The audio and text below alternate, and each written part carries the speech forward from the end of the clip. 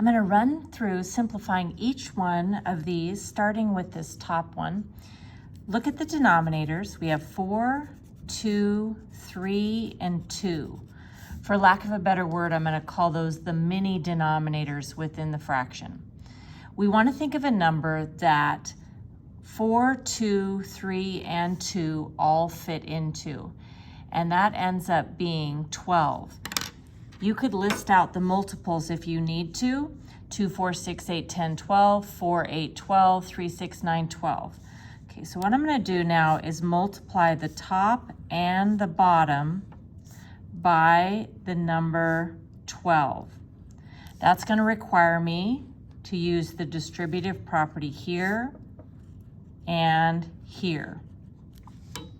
We've talked about how multiplying by a fraction really amounts to multiplying by the numerator and dividing by the denominator. So taking 12 times 1/4 is 12 divided by 4, which is 3, and 3 multiplied by 1 is 3. Okay, next, positive 12 times negative 5 over 2 is a negative. And when I multiply 12 times 5 over 2, 12 divided by 2 is 6. And 6 multiplied by 5 is 30. Okay, moving on to the denominator, 12 times 2/3 is really 12 divided by 3, which is 4, and 4 multiplied by 2 is 8.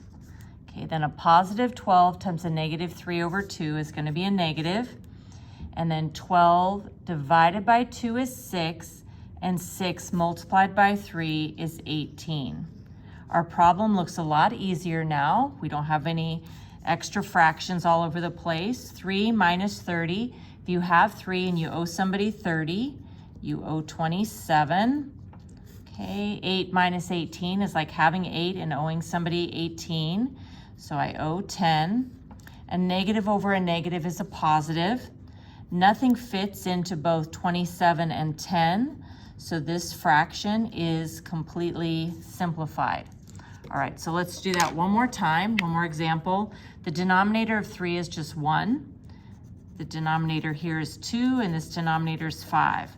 So let's think of a number that both 2 and 5 fit into, and that happens to be 10.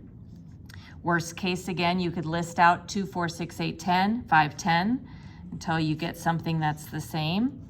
So multiplying top and bottom here, this time by 10. In the numerator, that's going to require the distributive property. All right, so let's take 10 multiplied by 3, and that's 30. Okay, now when I multiply here, a positive 10 times a negative 9 over 2 is a negative. And when you multiply a number by a fraction, you're really dividing by the bottom and multiplying by the top. So 10 divided by 2 is 5, and 5 multiplied by 9 is 45. Oops, well, I'm just going to continue in another color because darn it, I broke that. All right, so we have 45 all over.